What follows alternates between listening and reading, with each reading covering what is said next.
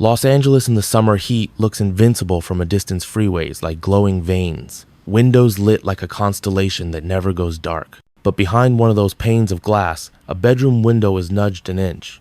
The screen whispers. A figure slides in without hurry, as if the night itself had found a key. In the morning, a city that sells dreams will wake to a different kind of advertisement. A front page that says no lock is really a lock when terror learns your habits. It began without pattern, and that was the point. A married couple who thought the dog's bark was nothing. A grandmother who left the kitchen light on the way she always did. A child breathing evenly in a warm, small room. Doors left for the breeze became invitations. The sound that followed was not a scream at first, but the quiet thud of drawers opened and closed. A breath too close to the pillow. The faint chemical scent of rubber on a floor. When the sirens finally arrived, they did not chase a car, they chased a rumor.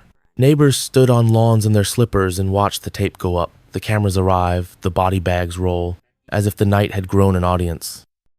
By week's end, hardware stores had no more deadbolts. People nailed windows shut and slept with the television on, praying that noise alone might keep a shadow away. The police stood in front of microphones and promised vigilance. But how do you patrol a city's every heartbeat? The killer moved by a primitive arithmetic opportunity plus darkness, and the rest of Los Angeles did the only math it could.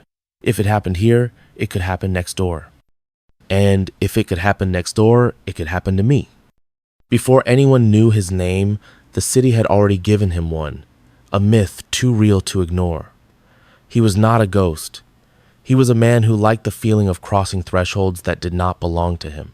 He did not stalk one type of victim, he stalked certainty. The first chill was not in the blood he spilled, but in the realization that safety was a story we told ourselves to sleep. And tonight, that story had run out of pages. He was born Ricardo Leyva Munoz Ramirez, the 29th of February 1960, in El Paso, Texas, a child of the borderlands, where the desert meets dust and silence. To most neighbors, the Ramirezes were just another working-class family trying to survive. But inside that small home, the air was filled with violence. His father, Julian Ramirez, worked long hours on the railroads. He came home with a temper hotter than the Texas Sunday. When Richard disobeyed, the belt came off not as discipline, but as declaration. Pain is control. His mother, Mercedes, watched quietly, eyes fixed on the floor, praying for the storm to pass. It never did. Richard learned early that darkness offered shelter. He slept in cemeteries, sneaked into empty houses, stared at the moon for hours. And then came Mike the cousin, who would complete his transformation. Mike was a decorated Vietnam veteran, but the war had left its mark in ways no metal could hide. He told stories of decapitations, torture, and blood, not with shame, but with pride. When he returned to Texas, he brought home Polaroids of women he claimed to have killed, holding their heads like trophies. Richard was 12 when he first saw them. That summer, Mike began teaching him how to hunt humans, how to move quietly, how to strike first, how to make fear a weapon. One afternoon, as Richard sat in the kitchen, Mike's wife, Jessie, shouted at him for bragging about the war. Without warning, Mike pulled out a .38 revolver and shot her in the face, point blank right in front of Richard. Blood sprayed across the linoleum. Jessie collapsed, the coffee still steaming beside her. Richard didn't scream. He just stared. Something inside him clicked or broke forever. From that day, death stopped being real. He started skipping school, wandering the city at night. He stole, lied, experimented with drugs, and when he looked in the mirror, he saw not a boy, but a reflection that was finally free from consequence. By 16, he moved to Los Angeles, drifting through cheap motels and alleys that smelled of gasoline and decay. He became addicted to cocaine, stealing cars to feed the habit. Each theft thrilled him. Each break-in gave him a rush, a small rehearsal for the power he'd later crave. He was fascinated by Satanism, not as religion but as rebellion. He wore black, grew his hair long, carried a pentagram necklace. He whispered to the darkness the way others said their prayers. "I don't believe in God," he told a friend once. "I believe in me, and in the night." In the years that followed, the child from El Paso disappeared, replaced by something colder, something that learned how to survive by invading other people's light. The streets of Los Angeles didn't know it yet, but they were welcoming home a new kind of predator, one shaped not by madness alone, but by the worship of power itself. It was June 1984 when Los Angeles first met its nightmare. The city was restless, a heat wave pressed against the skyline, thick as smoke.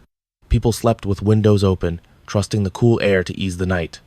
That trust was exactly what he needed. Inside a small apartment in Glassell Park, 9-year-old Jenny Vinkow lay alone in bed. Her son would find her the next morning, the window screen cut open. The sheets soaked, her throat so deeply it nearly severed her head. The room was a portrait of chaos. Drawers pulled out, the cross on the wall inverted, and above the headboard a faint pentagram traced in blood. There was no sign of forced entry beyond the window. No witnesses. No clear motive. Only the suggestion of ritual, and a signature that no one recognized yet. Police couldn't connect the dots. To them, it was just another brutal murder in a city of millions. But for the man who'd done it, it wasn't about theft or rage, it was about initiation. Richard Ramirez had crossed a threshold. He had tasted what he called the pure moment, the instant where another human's breath turns to silence. He felt alive for the first time. In the months that followed, he drifted across California's highways, living out of stolen cars and cheap motels. He broke into houses at random, stealing money, jewelry, sometimes just food. He didn't care who lived there. He said later, "I never picked the house the devil did." Each break-in grew bolder, stranger. He began leaving symbols, pentagrams, scratched into walls. Messages like "Jack the Knife" scrawled in lipstick. He watched his victims sleep before he struck. Sometimes he'd whisper into their ears before pulling the trigger. It wasn't about killing anymore. It was about domination, control, worship. By March 1985, Los Angeles County homicide detectives were comparing notes. An elderly couple in Monterey Park had been found murdered, their bodies dead. A woman in Rosemead was shot with a .22, her eyes gouged out. A teenage girl was abducted and assaulted, then left alive, a witness who described a thin man with rotten teeth, a black baseball cap, and eyes like mirrors. The press called him the walking killer. It wouldn't last, because when the pattern of midnight intrusions spread north to San Francisco, one headline would seal his infamy forever. The Night Stalker. That name stuck because it was true. He didn't hunt for pleasure or revenge. He hunted because night itself had become his religion. He prayed with his knife, confessed with his gun, and baptized his victims in terror. As summer drew near, the murders multiplied. Los Angeles was on fire, not with flames, but with fear. No one knew where he would strike next. No one could predict his pattern. Because there was no pattern, only chaos, and the man who worshipped it. By the spring of 1985, Los Angeles was no longer a city, it was a siege. The sun still shone, but no one felt safe in daylight anymore, because the devil worked the night shift. Every morning, the news read like scripture from a new religion of fear. Another break-in, another body, another pentagram on the wall. Police scanners screamed through neighborhoods. Neighbors formed watch groups, buying guns for the first time in their lives. Hardware stores ran out of locks, alarms, flashlights. Children slept in their parents' rooms. No one left windows open anymore. Even dogs refused to bark after midnight. And in the middle of it all, Richard Ramirez kept moving, barefoot sometimes, high on cocaine, carrying a pistol and a long-bladed knife, wandering the suburbs like a phantom with purpose only he understood. He didn't need to plan. He just waited for the city to fall asleep. Detectives couldn't draw a line between victims. Rich, poor, young, old, the only thing connecting them was night. Ramirez broke into a home in Arcadia, bludgeoned a woman to death with a lamp. A week later, he stormed into a house in Monterey Park, shot both residents, and carved a symbol into the wall. He attacked a couple in Whittier, sparing the husband only to make him watch. And in front of their partners, then murdered them after. He seemed to enjoy the randomness, as if each new victim proved his power over fate. To him, fear was a form of worship. At one scene, he left a message in lipstick, "Jack the Knife." At another, he drew a pentagram on a victim's thigh. He looked at the blood on his hands and smiled, not out of pride, but devotion. To Ramirez, Satan wasn't a symbol. He was an audience. The Los Angeles Sheriff's Department had no suspect and too many victims. Ballistics linked some shootings to the same. .22 caliber handgun, but the fingerprints were partial, the scenes contaminated, the motives senseless. He entered through open windows, side doors, garages, always from the dark, never from the same way twice. A detective later said, "He wasn't like Bundy or Dahmer. Those men wanted patterns. Ramirez wanted chaos. And chaos for a time was winning. Then came a clue, something small, stupid, and ordinary. At nearly every crime scene, investigators found the same footprint. A men's size 11.5 Avia sneaker, a rare model sold to less than a dozen stores in California. It wasn't much, but it was something. Police began quietly calling the suspect the Avia Man. As July bled into August, the Night Stalker became myth. News anchors warned viewers to lock windows, bless their homes, sleep in shifts. Helicopters circled the skies. Reporters whispered his name like a curse. Then came the break. A survivor, Maria Hernandez, 22, escaped an attack in Rosemead. She'd raised her hands just in time. The bullet ricocheted off her car keys. Her roommate, Dale Okazaki, wasn't so lucky. But Maria had seen him. She described the teeth, the dark eyes, the smell of sweat and sulfur. 2 days later, another victim survived in Monterey Park. She too described the same man. The sketch went public, and Los Angeles held its breath. For the first time, the Night Stalker had a face. Ramirez saw his own picture on the front page while buying coffee. He grinned. He didn't run. He simply whispered to himself, "It's time." That night, he drove north toward San Francisco, toward New Prey, and toward the end of his reign. It was the 31st of August 1985 when Los Angeles finally fought back. After months of terror, the man who had haunted a city stepped into the daylight, and this time, the darkness could not protect him.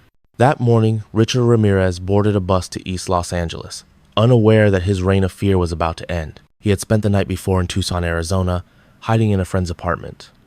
When he returned to California, he walked past a newsstand and froze. His own face stared back at him from every front page. The headline read, "The Night Stalker Identified." He smiled at first, perhaps in disbelief, perhaps in arrogance, but around him, the air shifted. People began to recognize the man from the paper. One woman gasped. Another pointed. Within minutes, whispers became shouts. He ran, down Hubbard Street, across intersections, through alleys barefoot, breathless, hunted. But this was no longer the city he ruled.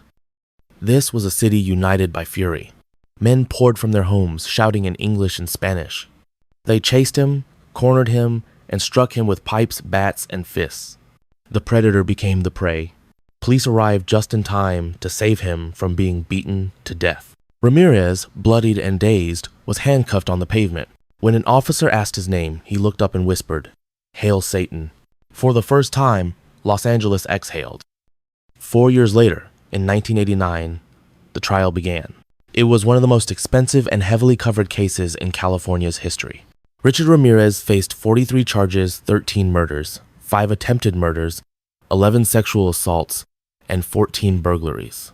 Each day, he entered the courtroom with long black hair, sunglasses, and a pentagram drawn on his hand. He smiled for the cameras, winked at women in the audience, and treated the courtroom like a stage. To him, fame was victory. The prosecution called him the embodiment of evil. The defense called him insane. The jury called him guilty.